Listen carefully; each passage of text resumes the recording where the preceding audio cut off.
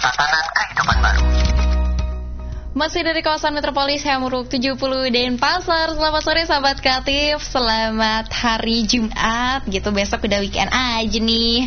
Sahabat kreatif, di hari Jumat ini Mira udah temenin kamu dari siang tadi ya, dari jam 11. Dan ini kita ada di jam 5, saatnya numpang nampang. Jadi bareng siapa aja Mira di sini? Tentunya bareng narasumber asik, seru dan juga berprestasi di bidangnya. Wah, bidang apakah? Jadi bidang pramuka.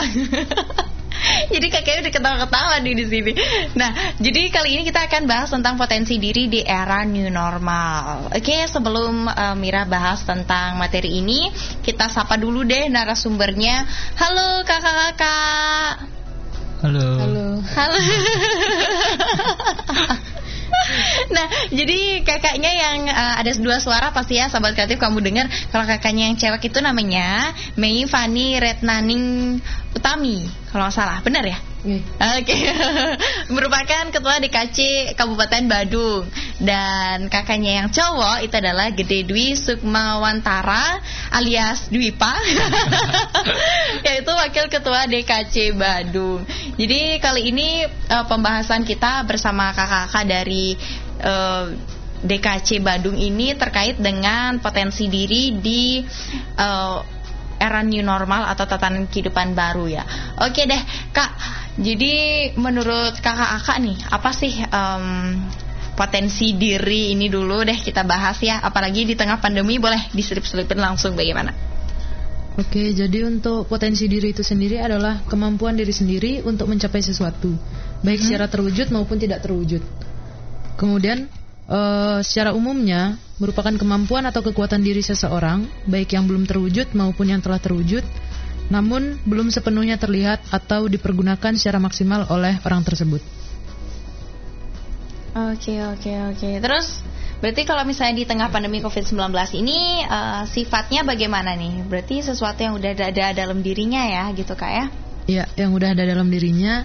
Hanya saja bagaimana cara orang tersebut dapat mengembangkan apa yang kemampuan yang dia miliki, dan bagaimana cara orang tersebut untuk memaksimalkan potensi dirinya itu sendiri. Oke. Kalau misalnya menurut Kame ini, potensi dari Kame ini apa? Oke, kalau untuk potensinya mungkin bisa dibilang lebih ke arah fisik ya. Jadi untuk basicnya sendiri adalah untuk tugas-tugas di lapangan. Kemudian baru belajar kurang lebih 2 tahun yang lalu untuk bagian administrasi gitu. Oke, berarti sebenarnya nggak satu aja ya. Kalau misalnya kita cari lebih dalam lagi tentang diri sendiri, nggak cuma satu potensinya gitu. Iya. Oke, sebelum kita bahas potensi bareng Kak Dwipa nih, boleh tahu dong mungkin sahabat kreatif, kakak ini kan sebagai ketua DKC Badung, pasti juga seorang ketua itu ada latar belakang yang mendukung akhirnya bisa menjadi ketua. Boleh dong sharing sedikit Kak buat sahabat kreatif juga. Oke, jadi sharing pengalaman aja ya di sini. Dulu sebenarnya saya sama mungkin seperti yang lain. Nakal, menganggap pramuka itu kuno. Namun pada suatu saat kita mempelajari sesuatu yang tidak bisa kita dapat di tempat-tempat yang lain. Misalkan untuk pengembangan diri itu sendiri, lebih ke arah karakter. Dulu mungkin kita jadi orang yang tidak tenang, mudah marah, gerasa gerusu, tidak bisa pelan dalam mengambil sebuah keputusan. Namun ketika kita masuk di pramuka, kita bisa mempelajari semua itu. Karena ada bantuan-bantuan dan motivasi dari orang-orang yang ada di lingkungan kita sendiri. Kemudian kebetulan dulu saya adalah Dewan Kerja Ranting Kuta Selatan. Oke. Kemudian apa sih Dewan Kerja Ranting? Ranting itu kayak pengurus yang ada di kecamatan. Oke. Kalau kita Dewan Kerja Cabang adalah pengurus yang ada di kabupaten. Gitu.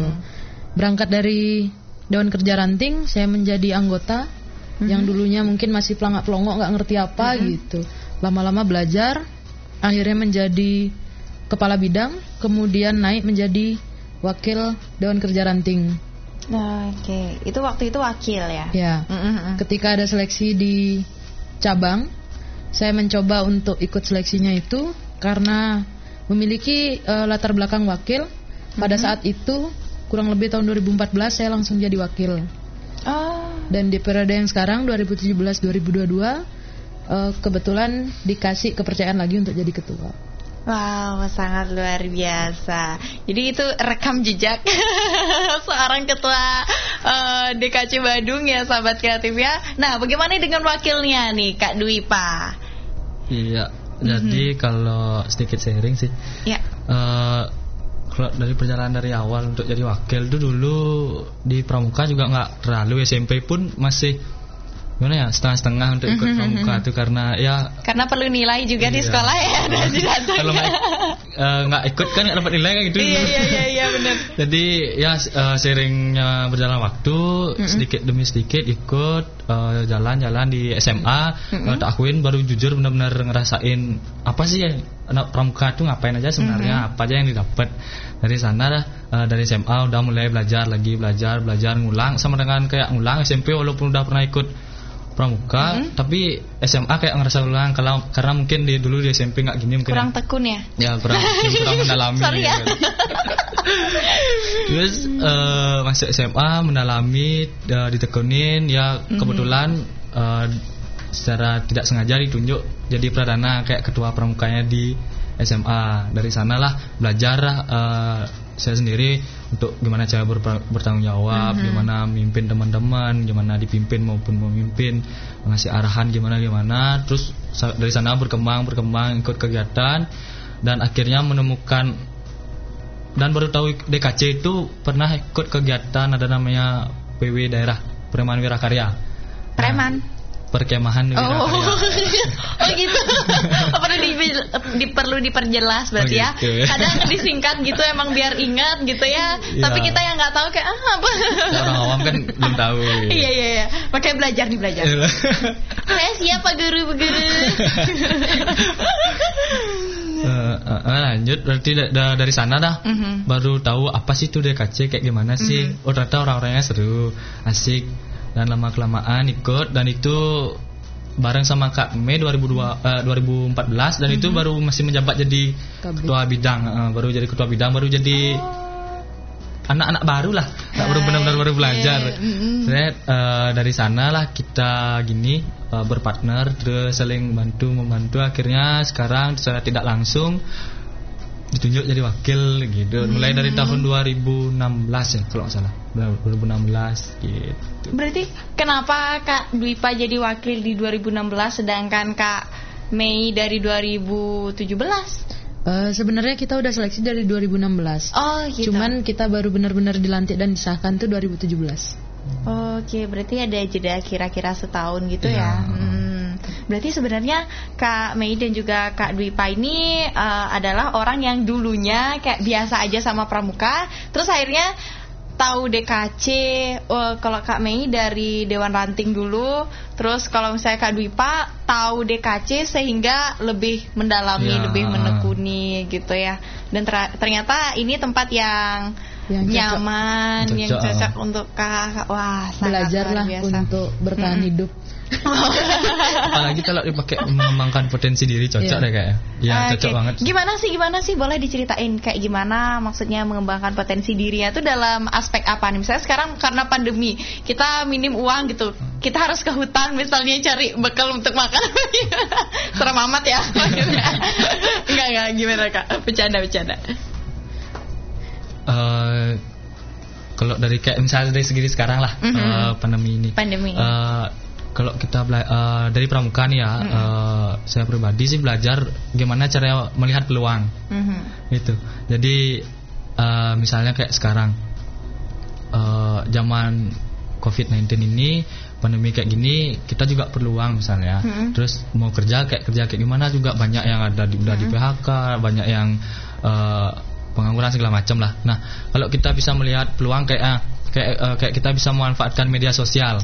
Nah, kan dari sana kita bisa kayak all shop lah. Itu kita bisa jualan apa, baju atau apa. Dari sanalah kita bisa mengembangkan yang awalnya kita nggak punya potensi untuk berjualan.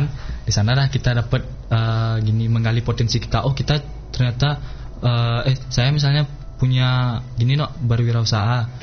Ya udah coba deh gitu. Jadi peluang-peluangnya tuh sebenarnya ada ya kalau memang kita mau mencari lebih.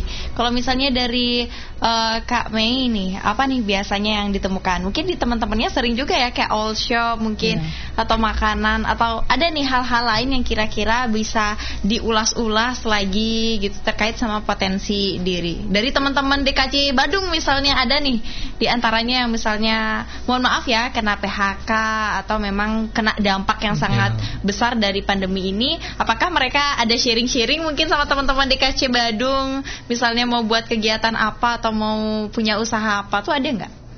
Ada sih, salah satunya adalah usaha untuk jasa titip. Just tip, oke. Just tipnya kan lagi rame. Just tip apa dulu nih? Kuliner khas Bali. Oke. Jadi kita bisa ngirim kuliner-kuliner khas Bali, contohnya betutu, lawar, gimana packagingnya itu lebih baik.